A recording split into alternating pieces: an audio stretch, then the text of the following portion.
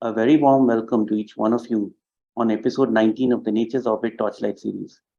It is our utmost honor and privilege to have with us Ms. Prerna Prasad, founder and CEO of Ecoplore, a woman-led aggregator platform to book eco hotels and experiences.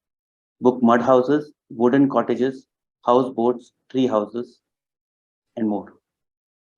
Prerna started her career as a TV journalist with CNN-IBN and spent almost 8 years in the corporate media. It was in 2016 when she went on a holiday to Malaysia, and that's where the seed of Ecoplore was sown. Ecoplore is India's largest platform to book eco hotels and experiences. All their properties are sustainability driven and are constructed with locally available natural materials such as mud, wood, stone, or bamboo. Since these eco stays are typically located near mountains, waterfalls, forests, beaches, or such locations abundantly conducive to the richness of soil, most of these properties grow their own fruits and vegetables, and guests are served food cooked with freshly harvested ingredients. Activities such as trekking, mountain biking, birding, village tours that engage the guests with nature and local cultures are also devised. The team of Ecoplore personally visits and verifies each stay before taking them on board. Prerna has visited over 100 such eco stays to check on their claims of safety, comfort, hygiene, and activities. Ecoplore aims to marry tourism with sustainability and successfully so. A very warm welcome to you, Prerna, and thank you so much for being here. Thank you so much, Aditya, for the elaborate introduction. I think it covered everything in a summary. So thank you so much. It's our pleasure. It's our pleasure. Thank you. And by the way, I have been to Van Boj, one of the, as you remember that. And I experienced the lovely, the peace and serenity of the mud house. It was an experience I'll never forget in my life. Thanks to Ecoplore and you. I remember you telling me that can such kind of a place also exist on this planet. So Exactly. Exactly.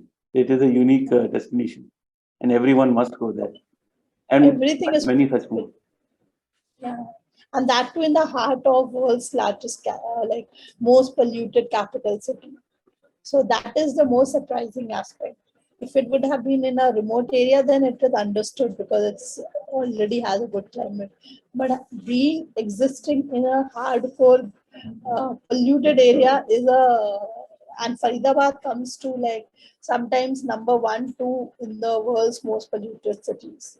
Polluted and dusty. And in that dust, to find this diamond in the dust, that is really. I know.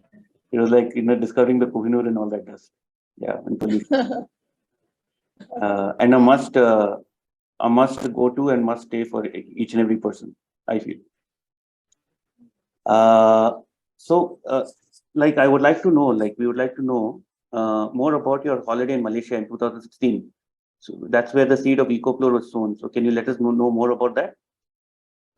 So I before starting Ecoplore, I was a journalist for almost 8 years, and I also participated in this India Against Corruption movement led by Anna Hazare, and was also part of Aam Aadmi Party till 2015. And at that time in 2015, the way media was degrading, especially the TV media, and the way there were transformations in Aam Aadmi Party. Within the party, like it was becoming like any other typical political party. So both the things completely disillusioned me because I was not happy and satisfied with that. So I, without knowing what I will be doing next, I took a break. Like I quit my job, the last job in media which I had, and I didn't know what to do. So at home, I was sitting idle for almost 4 months, and then we had not been to our honeymoon. So it was already 4 years of marriage because both of us were so busy in the movement and the party.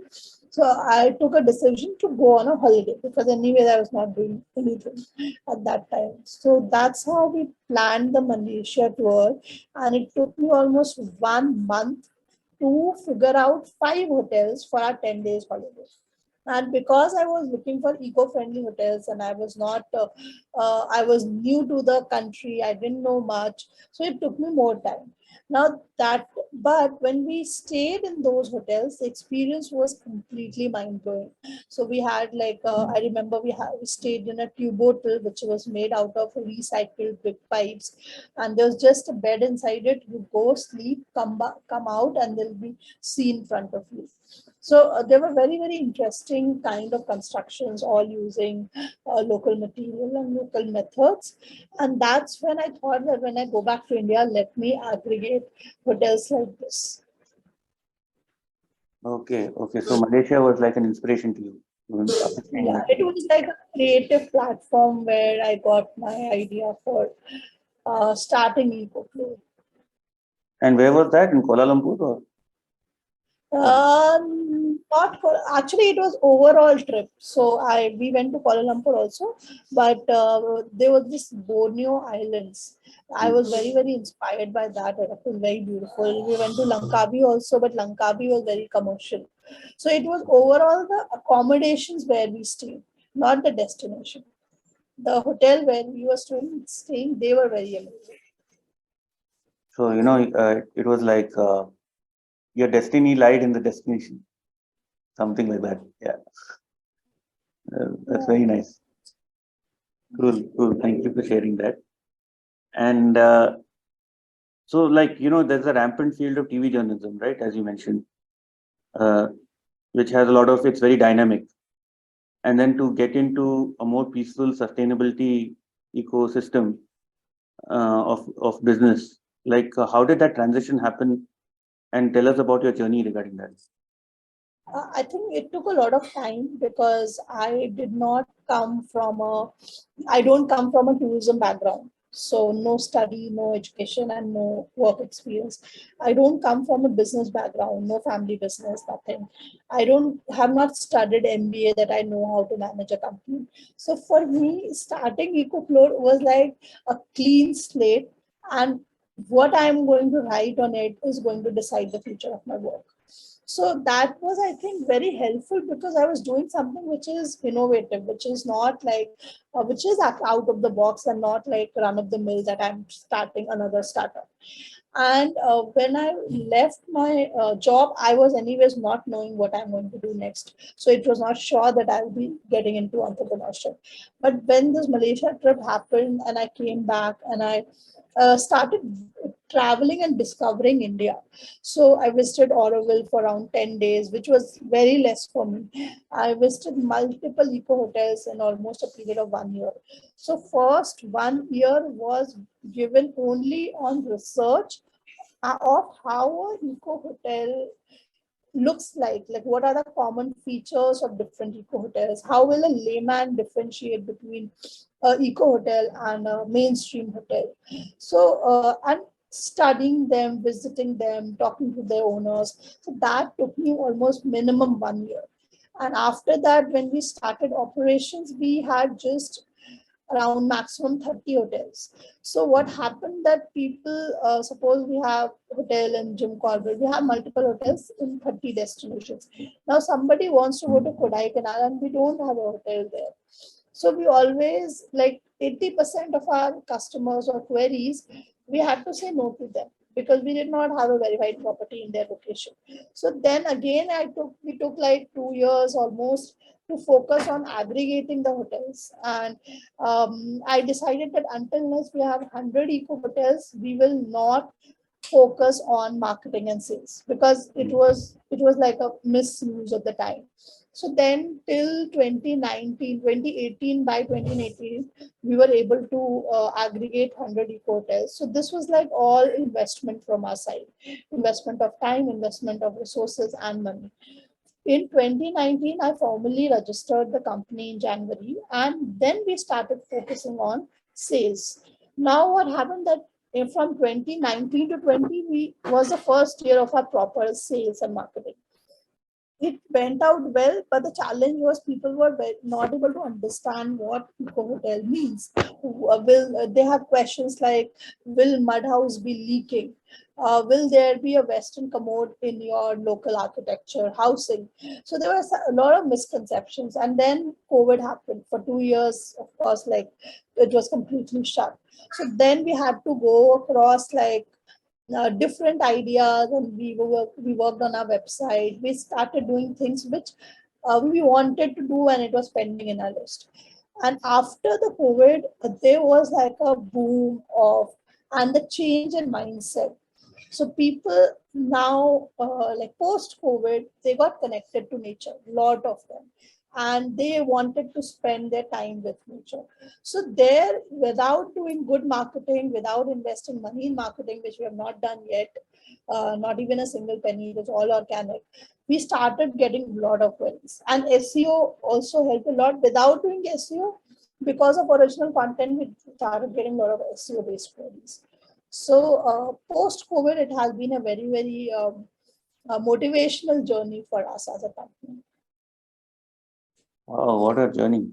Like very inspiring for the people watching who want to start their own journey or startups, right?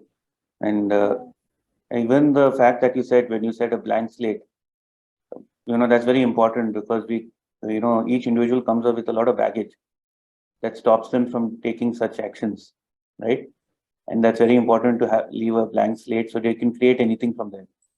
Yeah, so I was whenever I used to meet somebody who is a professional in this industry, especially Indian professional, like somebody who has been into ecotourism for 20 years, 15 years, their mindset was very cliche. So I found myself to be really blessed to not have a like bias in my mind before doing. Actually, no judgments, no pre-notions and all. That's very important. And in any business, this is actually very inspiring. And Yes, if the you're fact that, post-COVID, even that yeah, journey, that it turned out even better. yeah.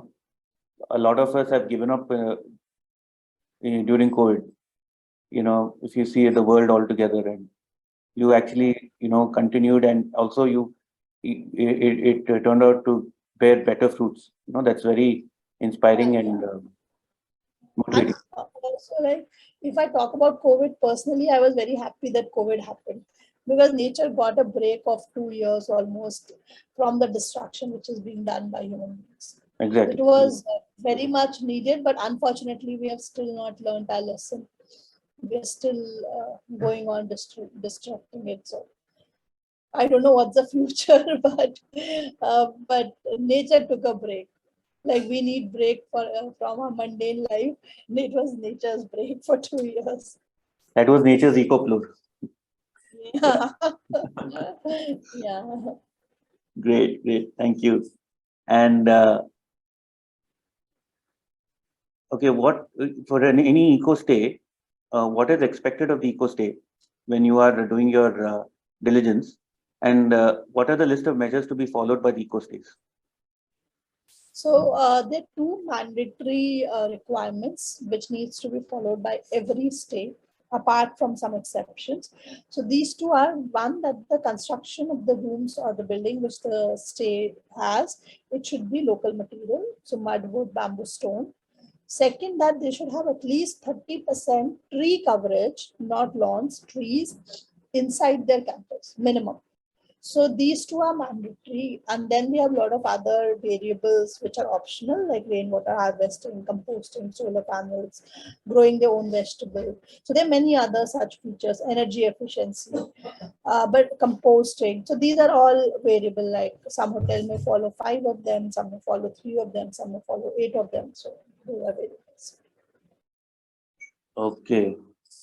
Yes, that's important because otherwise it can't And just be some carbon emitting kind of place, yeah, and also that for a customer, how do they say that this is eco-friendly and or this is not? So when they look at the building of the hotel, which is made of local architecture, it is by default they will understand that this is the eco-friendly hotel. So we wanted something which is very, very evident for the customer to decide. Because what these certifications do, they take a lot of money and then they give whatever ratings they want to give. So there's no transparency over there. So we have examples of buildings which are very unsustainable. They have wasted, I don't know, gallons and gallons of water, and still they have cases against them, but they call themselves as LEED certified. LEED is the highest certification in sustainability. So that is very important. I mean, The transparency aspect is very important, and especially in this thing. Yeah. That's great, and I'm very happy to know that you are following that very those standards you are maintaining are very high. Yeah, that is our focus.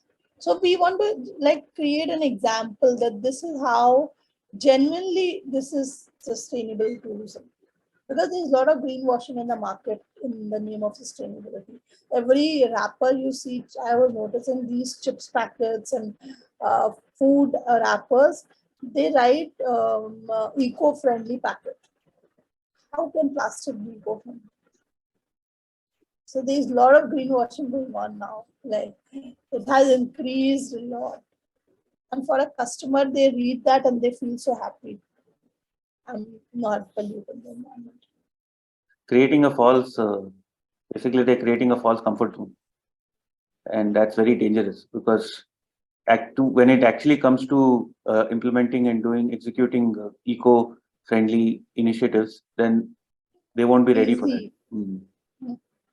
Won't be easy. Even that PET bottles which mention this triangle shape saying recyclable or something, that is not recyclable. How will you like pick up all those? You don't have good system for it. So greenwashing is very rampant and we need to highlight the genuine ones. That's important, yes. Falsehood is happening very rampant. Yeah. And what are the benefits of an eco stay for a person's health and well-being? Many benefits. So, like you mentioned, you went to one Bhuj and you found so much peace and calm. So, I think the first biggest benefit is that people go for a holiday because they want peacefulness. They want to run away from the hectic life of the city where they live.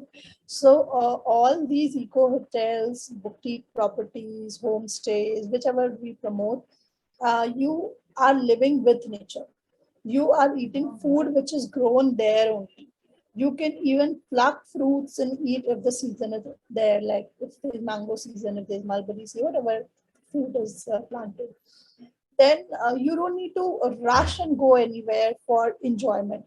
So what happens that when you book a regular hotel, you just sleep there and throughout the day you're out.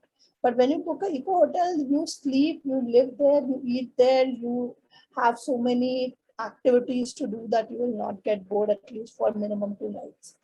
So that is one thing, you don't have to rush. You're living in a place which is the destination in itself. So we have properties which are even in 300 acres and the construction is in less than 5%. So they have huge plantation, they have waterfalls, water streams inside the property. So why will you be requiring to go outside the property? So I think that's the biggest advantage which we have. And food, of course, because food is exceptional. You don't get like oily food, which generally you will be eating in a restaurant for both. I think you better look out for people like me, because if I end up staying in a eco hotel, I'll probably not leave also. I'll probably just reside there because it's lovely. It's absolutely very good. I mean, I never experienced that.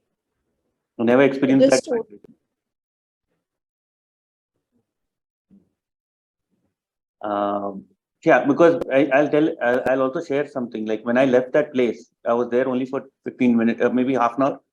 But after leaving that place and going back into the streets of Faridabad, it was like as if I got some kind of Krypton. You know how Superman takes Krypton. it was like Krypton for me. And then I became Superman after that for a few days. So, I mean, imagine staying there for a week. I mean, wow, it'll be, it'll become a metaverse. It is a time zone. It's a time zone completely. Like you go back to a different time, Yes. living a different kind of lifestyle. It's, And you cannot compare it with outside. I mean, you won't feel like going outside if you're living there. you cannot, absolutely cannot.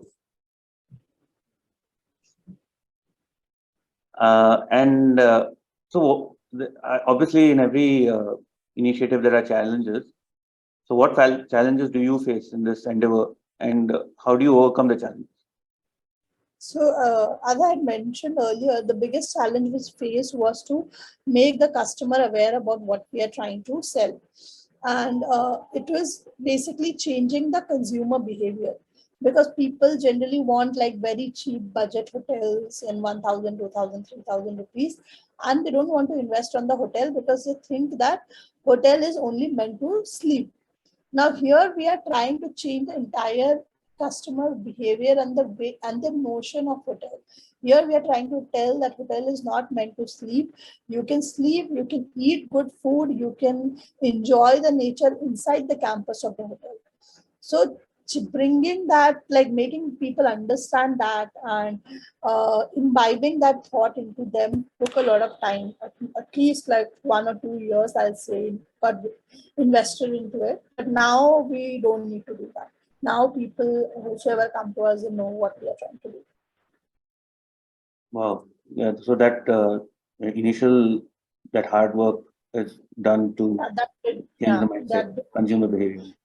Yeah, and also like in travel industry, if you see that to differentiate one company from the another is very difficult, because everybody is selling packages, everybody is competing on inbound packages or outbound packages or domestic trips. So it's very difficult to say that this company is doing this and this company is doing this, because they all work on similar norms. Even when it comes to aggregation, like Go, Make My Trip, Airbnb is the only platform which is different. Rest all the platform looks same. So I think like there we played a key role of branding ourselves as a different platform. At least we are not one of the travel agencies. First of all, we are not a travel agency. We are an aggregator, and we are not like Go and Make My Trip. So I think that brand image creation, which we have succeeded to create. That's why like almost every day I have a interview for any like in London, like at least 4 to 5 different PhD scholars and college students studying hospitality. They have interviewed us for doing what we are doing. So that will not happen to a travel agency. So our focus is on creating this notion of why we should shift from the regular travel to sustainable travel, and how we can do that. That's where the whole idea of responsible tourism comes into. It's not just being a responsible aggregator, it's also about being a responsible tourist. Yes, right? Yes, it is very important. And that is what you are providing, that platform for people to be responsible tourists.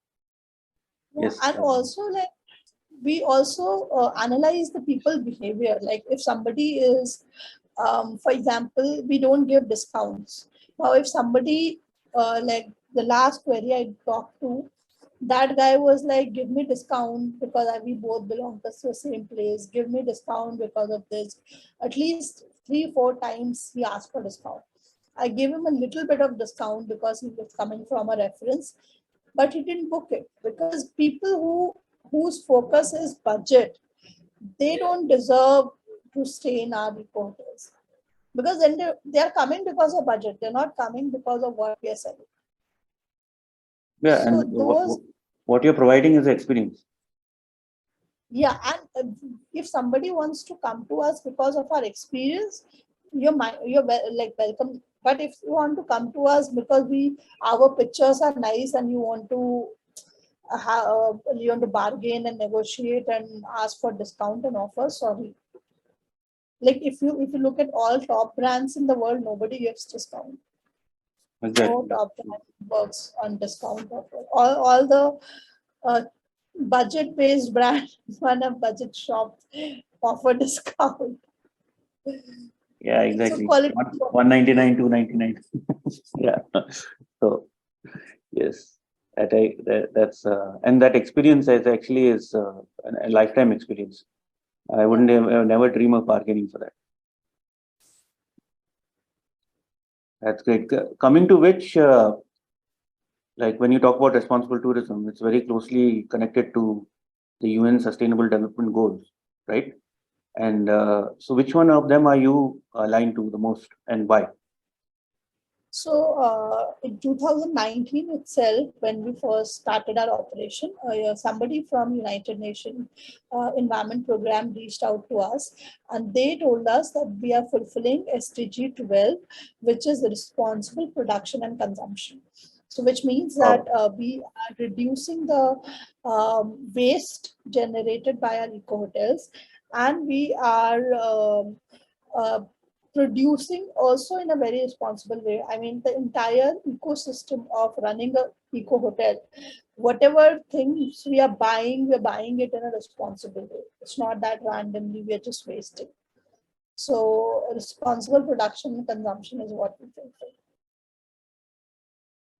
No, that's responsible. And you were also featured in the Young Champions, right, Yeah, yeah, by the UN, yes.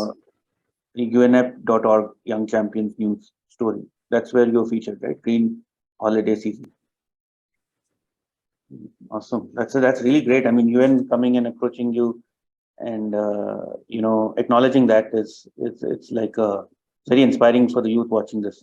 When you take such And it actions, means that what, initiatives. yeah, and also it means that what we are doing is right. Yes. I mean, if such credible organizations are reaching out to us, that means something good we are doing. Yes, it's transparent and obviously what you're doing something right. So you're doing something great. So that's why that organization has approached you.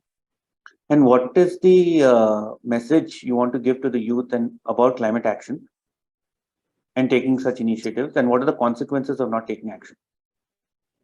So I think youth is going to see the results of what climate change. I mean, they are the first generation who is going to experience climate change in a major way, and we are already like experiencing it, but their generation will experience it more in a negative manner. And if they don't bring change in their lifestyle, especially day-to-day lifestyle, and if they keep on depending on different organizations or government or other people, I don't think much change is going to come. So youth needs to start looking forward to how to practice sustainable lifestyle at their individual level. And that is the only way to tackle climate change. Because we all know what government and the world bodies are doing in the name of to signing different agreements, but on ground nothing happens.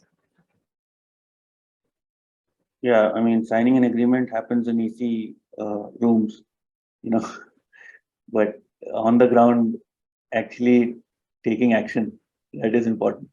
You can sit in a commentary box or you can sit in a closed room and make a selection of players, right? But it's the team that has to go on the field and play on the court or on the ground. And then only there's either a victory or if there's a failure or victory. The biggest failure is when there's only talk and there's no action. Worst part is that when we have companies which are destroying the planet and they are the sponsors of all these events. I mean, they can be nothing, no other satire or irony or oxymoron like that. You're being sponsored by companies who are actually making the most destruction. That's sad. That's very sad, actually. And that message is going across to the youth. That's why we are in this endeavor of interviewing Nature's Orbit is really committed to spread awareness about sustainable development and climate change and climate action. So that's why we want to, reach out to people like you. So this message goes across to a global audience, right? So that's what it is, and I want to extend our immense gratitude towards you, Prerna, for coming here and being here with us and sharing about your journey, about your experiences, and the message that you want to bring across, and your inspiring journey for people who want to start something on their own, for green initiatives, for this kind of noble endeavors, and kind of hurdles you would have faced and you overcame, and not giving up basically. That's very inspiring. Thank you so much, Prerna. And Thank you, Aditya. And hope you come to Vanbhoj again whenever you're coming to Delhi. yeah, I'd love to come to more, apart from Vanbhuj, also more of the destinations. Yeah, And yeah, sure. Yeah, you in can fact, let me know explore is now I call it Ecoplore, not explore. That was idea. No? That was idea that you should explore, but without destroying the planet. Exactly. Like if you can do that, nothing better than it. And I think the viewers can go onto your website, right? www.ecoplore.com, Yeah. right? Yeah. And the bookings can be done on your website, right? Right now, it is we have a chat bot, and they can leave their numbers, and we connect to them. And we are working on the automation of booking, so I hope it should be ready in another 1 month. Sure. Looking forward to that. Looking forward. Yeah. Sure, then, Prerna. Thank you so much. Okay, thank you. It was Thank lovely you, and all the best. Thank you so much. Thank you. Thank you.